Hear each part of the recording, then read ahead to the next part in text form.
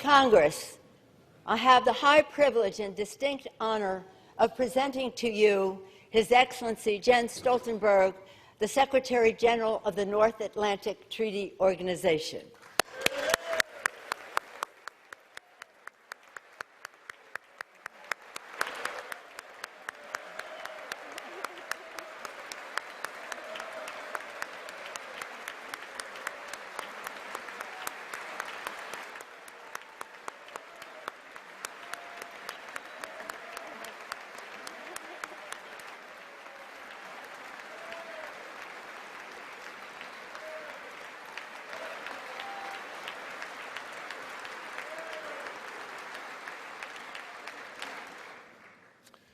Madam Speaker, Mr. Vice President, honorable members of the United States Congress, ladies and gentlemen, I am really, truly honored and grateful for the privilege of addressing you all today and to represent the 29 members of the NATO alliance.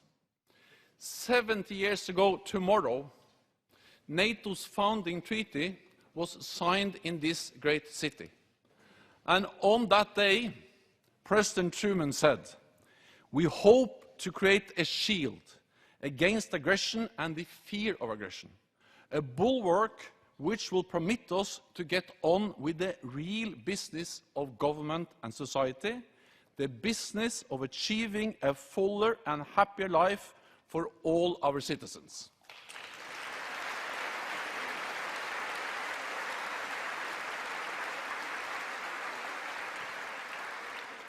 Our alliance was created by people who had lived through 2 devastating world wars. They knew only too well the horror, the suffering, and the human and material cost of war. They were determined that this should never happen again.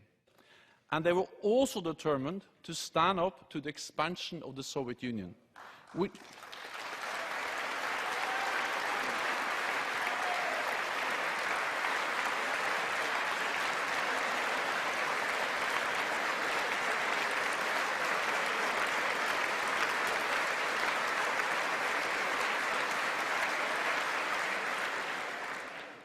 was taking control over its neighbors, crushing democracies, and oppressing their people. So they founded NATO, with a clear purpose: to preserve peace and to safeguard freedom. And with an ironclad commitment by all members of the alliance to protect each other. They made a solemn promise: one for all and all for one.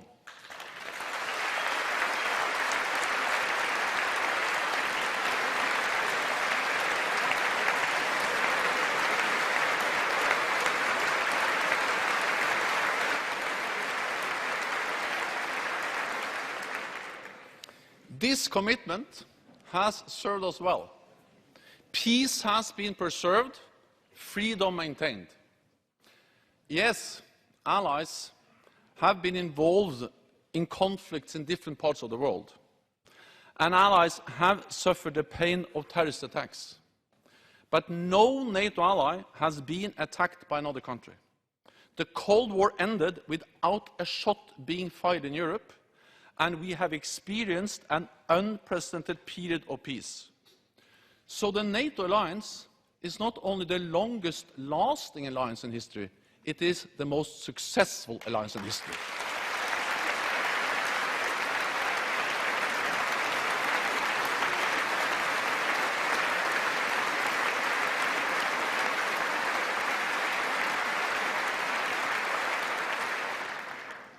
Ever since the founding of our treaty, of our alliance in 1949, every Congress, every American president, your men and women in uniform, and the people of the United States of America have been staunch supporters of NATO. America has been the backbone of our alliance. It has been fundamental to European security and for our freedom. We would not have the peaceful and prosperous Europe we see today without the sacrifice and the commitment of the United States.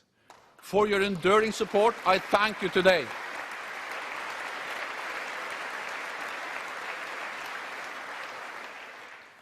So, NATO has been good for Europe. But NATO has also been good for the United States.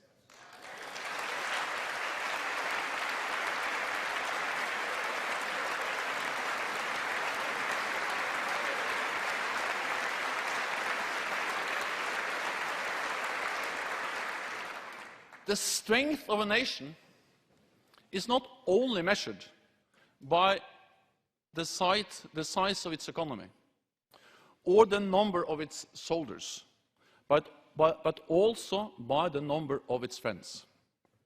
And through NATO, the United States has more friends and allies than any other power. This has made the United States stronger, safer, and more secure.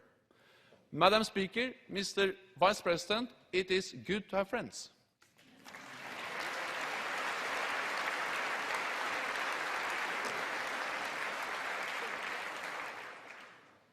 Yesterday, as I flew over the Atlantic, I looked out of my window at the ocean below. The great ocean that lies between our two continents. The Atlantic does not divide us, it unites us. It binds us together. And for Norwegians like me, the Atlantic Ocean defines who we are. Indeed, it was a Norseman, Leif Erikson, who was the first European to reach American shores.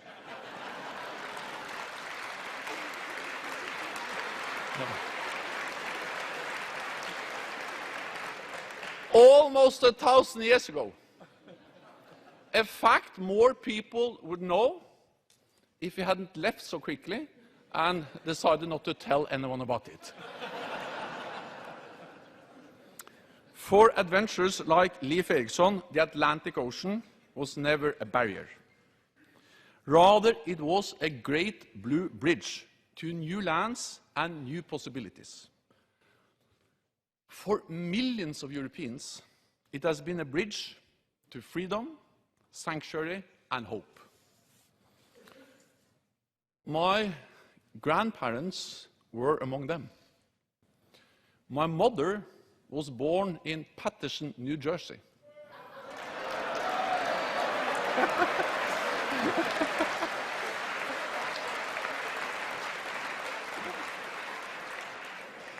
And I lived part of my childhood in San Francisco.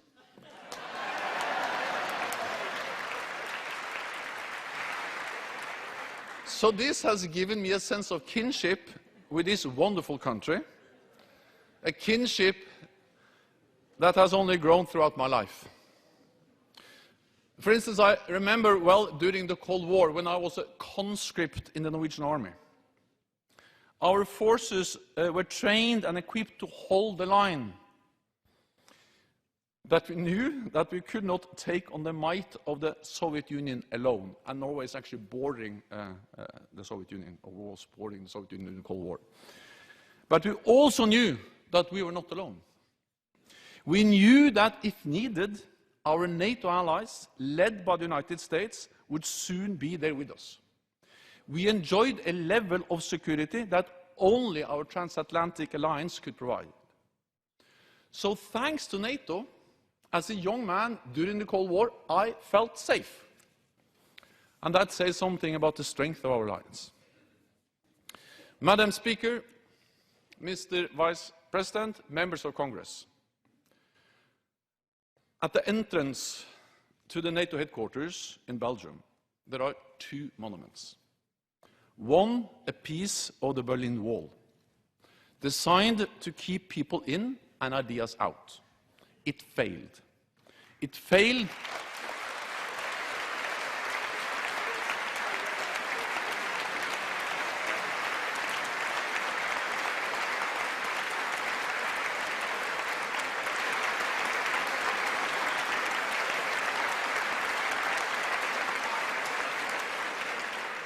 It failed because the ideas and the values of those who built it were less compelling and less powerful than ours. Because we, as NATO, were resolute, we stood together, and would not back down. The other monument is a twisted steel beam from the North Tower of the World Trade Center. A memorial to the ordinary people going about their business on an ordinary day when the unthinkable happened. A memorial to the 2,977 people who lost their lives on 9/11. A reminder of how all NATO allies stood with the United States in its hour of need.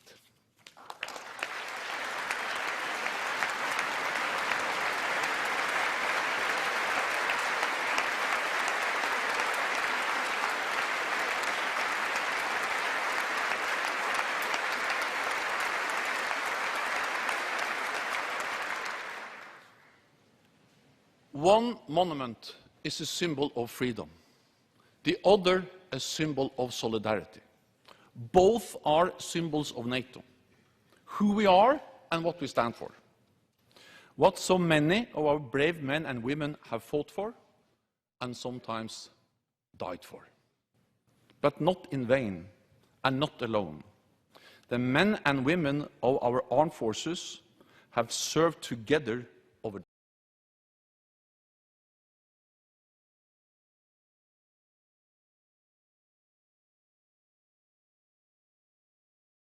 And I pay tribute to you and to all those who serve in the defense of freedom.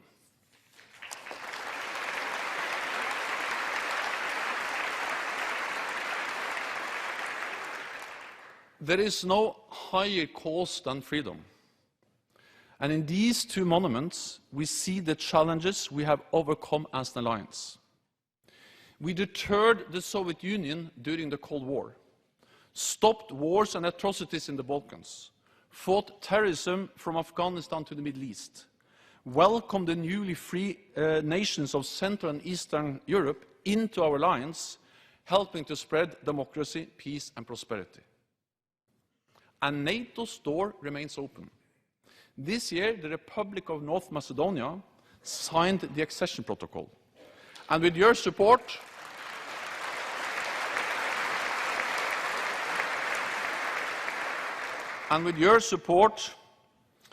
North Macedonia will soon become the 30th member of our alliance.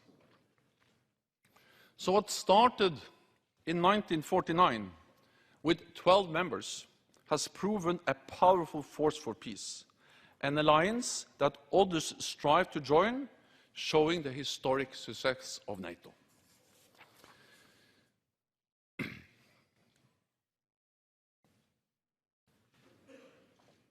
But as you all know, success in the past is not a guarantee of success in the future. And we have to be frank. Questions are being asked on both sides of the Atlantic about the strength of our partnership. And yes, there are differences. We are an alliance of many different nations, with different geography, history, and political parties. Republicans and Democrats, conservatives and Labour, independents, Greens, and many more. This is democracy. Open discussions and different views is not a sign of weakness, it is a sign of strength.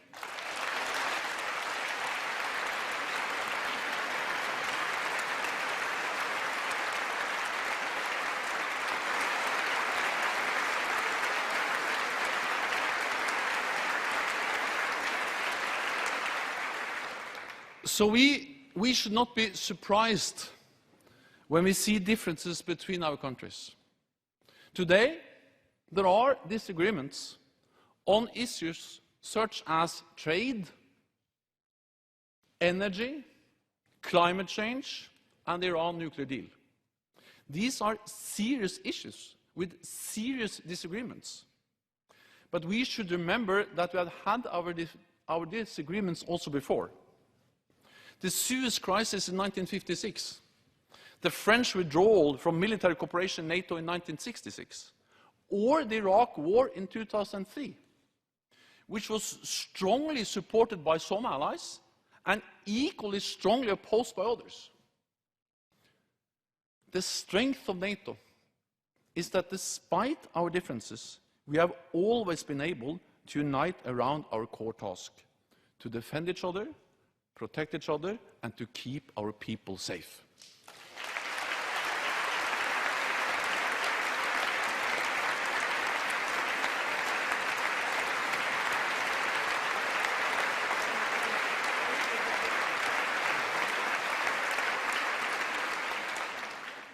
We have overcome our disagreements in the past, and we must overcome our differences now, because we will need our alliance even more in the future. We face unprecedented challenges, challenges no one nation can face alone. The global balance of power is shifting. The fight against terrorism is a generational fight. We have only just seen the beginning of the threats in cyberspace. Artificial intelligence, quantum computing, and big data could change the nature of a conflict more fundamentally than the Industrial Revolution. And we will need to continue to deal with a more assertive Russia. In 2014, Russia illegally annexed Crimea. The first time in Europe that one country had taken part of another by force since World War II. And we see a pattern of Russian behavior, including a massive military build-up from the Arctic to the Mediterranean, and from the Black Sea to the Baltic. The use of military-grade nerve agent in the United Kingdom, support for Assad's murderous regime in Syria, consistent cyber attacks on NATO allies and partners, targeting everything from parliaments to power grids, sophisticated disinformation campaigns, and attempts to interfere in democracy itself.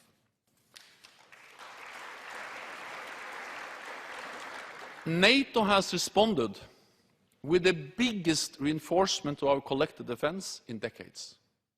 For the first time, we have combat-ready troops deployed in the east of our lines.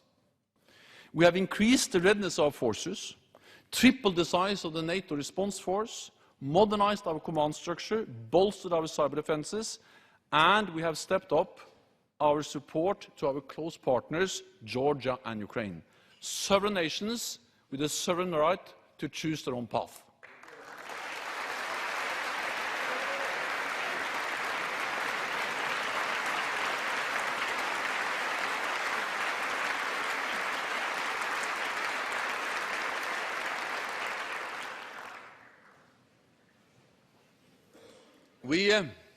We do all of this not to provoke a conflict, but to prevent the conflict and to preserve peace. Not to fight, but to deter. Not to attack, but to defend. There is no contradiction between deterrence, defense, and dialogue. We do not want to isolate Russia. We strive for a better relationship with Russia. But even without a better relationship, we still need to manage a difficult one. So we need to talk, and we do talk, to reduce risks, to avoid incidents, accidents, and miscalculations. We also need dialogue in order to work for arms control. My generation was shaped by the deployment of thousands of nuclear missiles in Europe in the 1980s. Missiles capable of destroying our cities and killing millions of people in moments. Thanks to the vision and leadership of President Reagan and Premier Gorbachev, the INF Treaty put an end to all these weapons.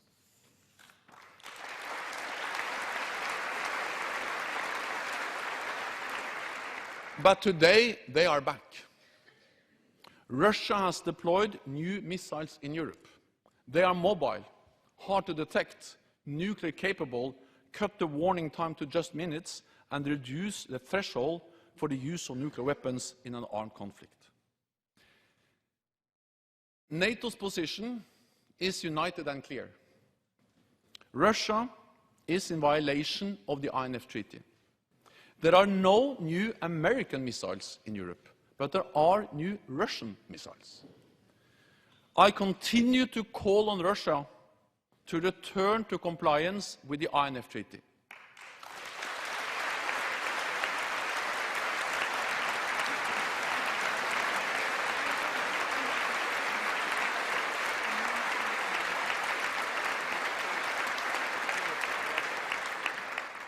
But so far, Russia has taken no steps to do so, and time is running out.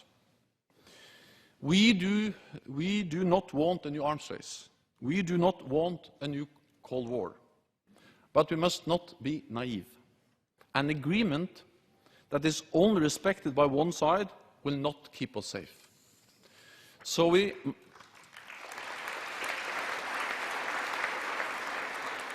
must also prepare for a world without the INF Treaty. We will be measured and coordinated. We will not mirror what Russia is doing. NATO has no intention of deploying land-based nuclear missiles in Europe. But NATO will always take the necessary steps to provide credible and effective deterrence.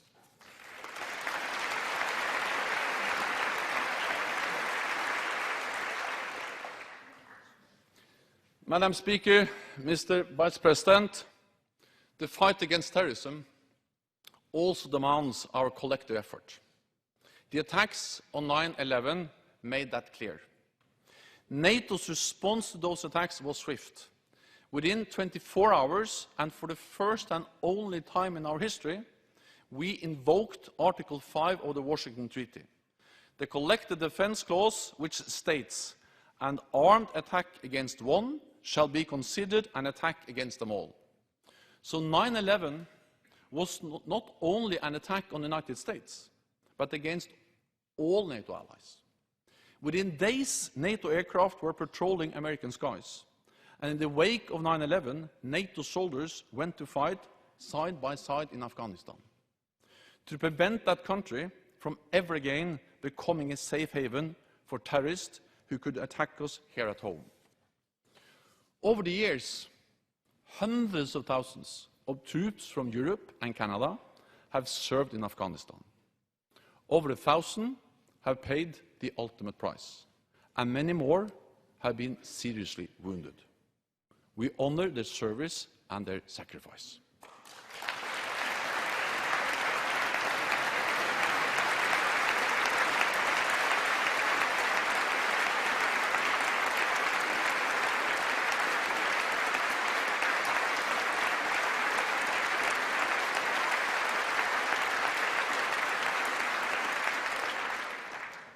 NATO remains in Afghanistan today to fight terrorism and to train Afghan forces. Our goal is not to stay there forever. We should not stay any longer than is necessary. We went in together. We will decide on our future presence together. And when the time comes, we will leave together. NATO fully supports the peace process. It must pave the way for Afghan reconciliation. There can only be peace if Afghanistan stays free from international terrorists. And for peace to be sustainable, it must build on our achievements. NATO has created the conditions for social and economic progress, bringing education and human rights to women and girls.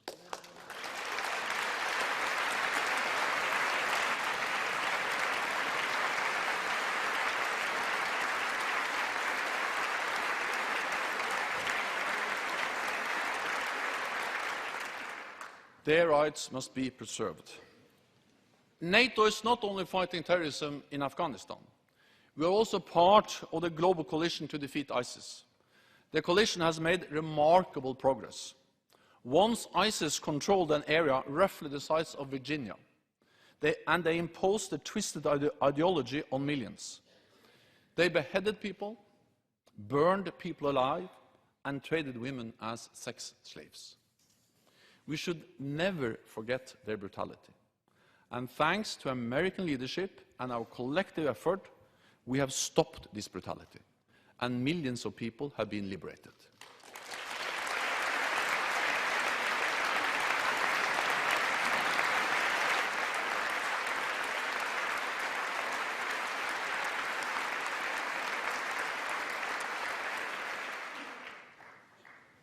But our work is not done. That is why NATO is stepping up our training of Iraqi forces, so they can better defend their country and make sure ISIS can never return. This is also why NATO supports our partners in the Middle East and North Africa, helping them to build up their intelligence services, border security, cybersecurity, and special operation forces. Training local forces and building local capacity are among the best weapons we have in the fight against terrorism. Prevention is better than intervention.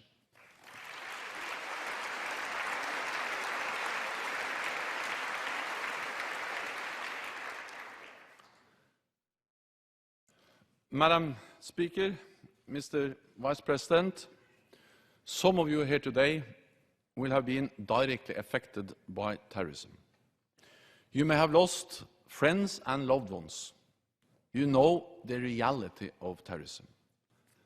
I know it too. I was Prime Minister of Norway on the 22nd of July 2011. A date that will live in infamy in the history of my country. That day, a terrorist detonated a bomb outside my office, killing 8 people and injuring many more. He then went to the island of Utøya, where young people were enjoying a summer camp. He killed a further 69 people. Most of them teenagers with their whole lives ahead of them. It was the darkest day in Norway since the Second World War. It was the darkest day of my life. Terrorism comes in many forms. Some perpetrators misuse religion. Others misuse political ideology. They claim to be different from each other, fighting for different causes. But they are all the same. They believe in hatred, violence, and killing innocent men, women, and children. They are nothing more than cowards.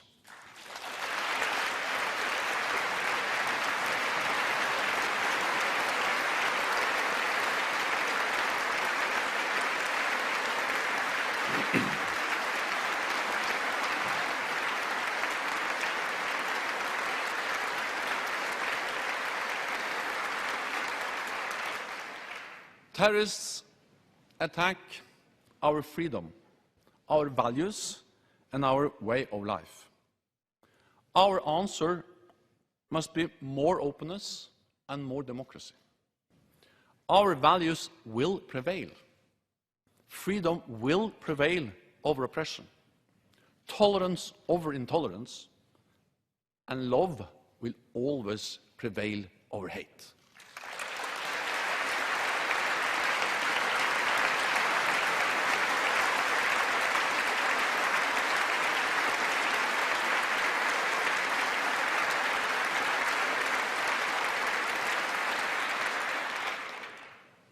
I see this in the flowers laid outside the mosques in Christchurch, New Zealand.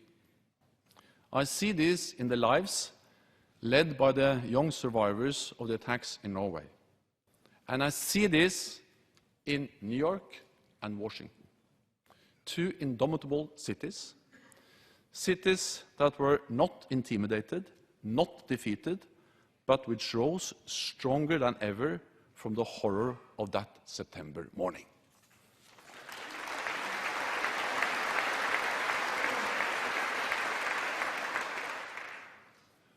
Madam Speaker, Mr. Vice President, NATO is a strong alliance. But to remain a strong alliance, NATO must be a fair alliance. In an ideal world, we would not need to spend any money on defense. But we do not live in an ideal world. Freedom has enemies, and they need to be deterred. And if deterrence fails, we need to fight. Hitler could not have been stopped with peaceful protest. Stalin could not have been deterred with words. ISIS could not have been defeated with dialogue. Future enemies of freedom may choose violence again. Our desire for a peaceful world is simply not enough. We must act and invest to make it so.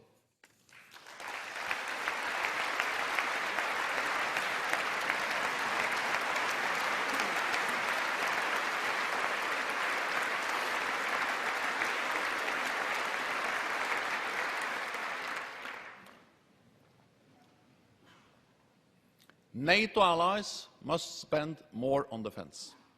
This has been the clear message from President Trump, and this message is having a real impact.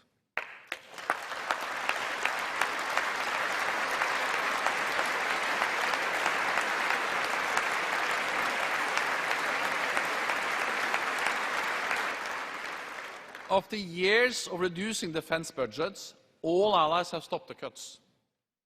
And all allies have increased their defense spending. Before they were cutting billions, now they are adding billions. In just the last 2 years, European allies and Canada have spent an additional $41 billion on defense. By the end of next year, that figure will rise to $100 billion.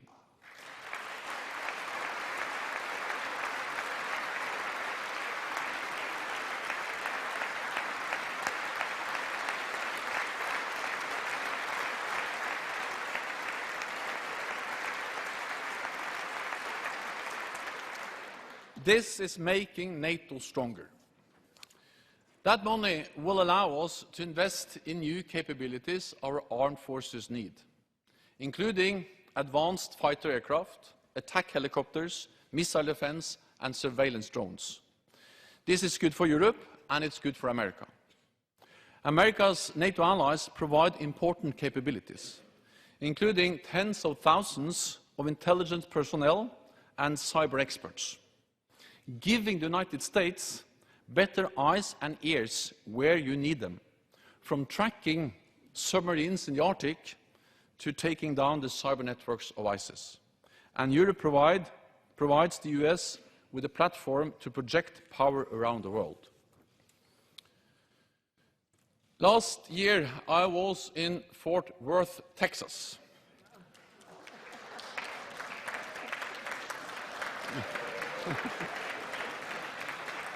And I saw how industries, so many NATO allies are working together to produce next-generation strike fighter aircraft. NATO has always had a technological edge. To keep that edge, we must innovate and capitalize on the ingenuity of our industries and our best minds on both sides of the Atlantic. This will continue to provide us with advanced capabilities and create jobs in the United States, Canada, and Europe.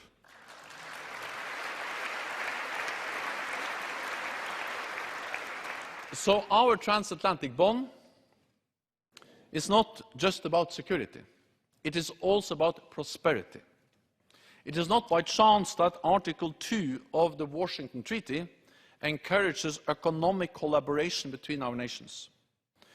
Europe and America have long been by far each other's largest trading partners, creating millions of jobs on both sides of the Atlantic, generating more than $3 billion a day in trade, injecting trillions of dollars into our economies. There is more wealth, greater health, better education, and more happiness thanks to the bond between our two continents.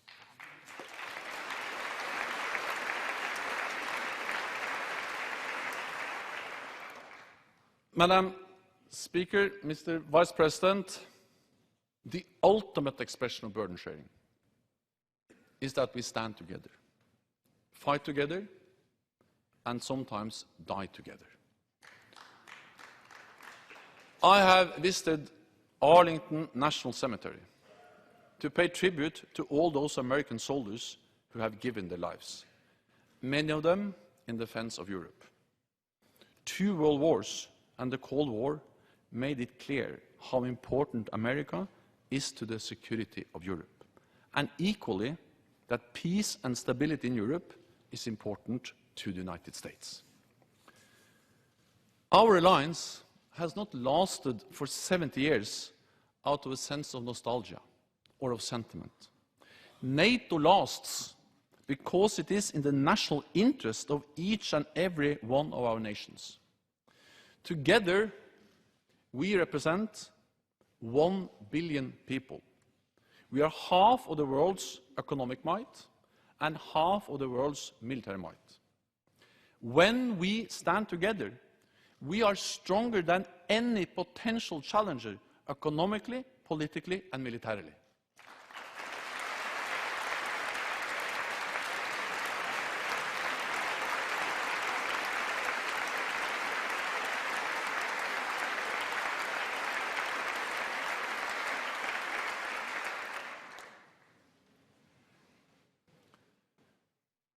We need this collective strength because we will face new threats.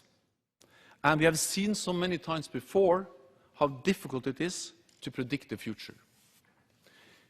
We were not able to predict the fall of the Berlin Wall, the 9/11 attacks, or the rise of ISIS, or Russia's illegal annexation of Crimea. Since we cannot foresee the future, we have to be prepared for the unforeseen. We need a strategy to deal with uncertainty. We have one. That strategy is NATO.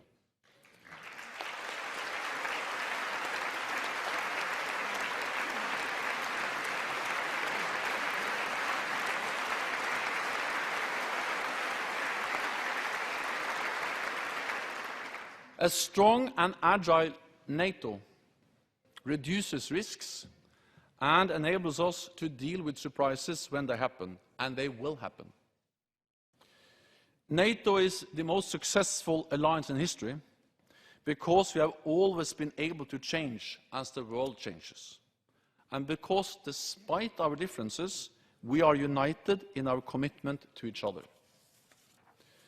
NATO is an alliance of sovereign nations, united by democracy, liberty, and the rule of law, by a person's right to live their life in the pursuit of happiness, free from oppression. Values that lie at the heart of the United States and at the heart of NATO. As President Eisenhower, NATO's first Supreme Allied Commander, said, "We are concerned not only with the protection of territory, but with the defense of a way of life." Europe and North America are not separated by the Atlantic Ocean. We are united by it. And just like the Atlantic, NATO unites our continents, our nations, and our people. It has done so for 70 years. And today, we must do everything in our power to maintain that unity for future generations. Because come what may, we are stronger and safer when we stand together. Madam Speaker, Mr. Vice President, it is good to have friends. Thank you.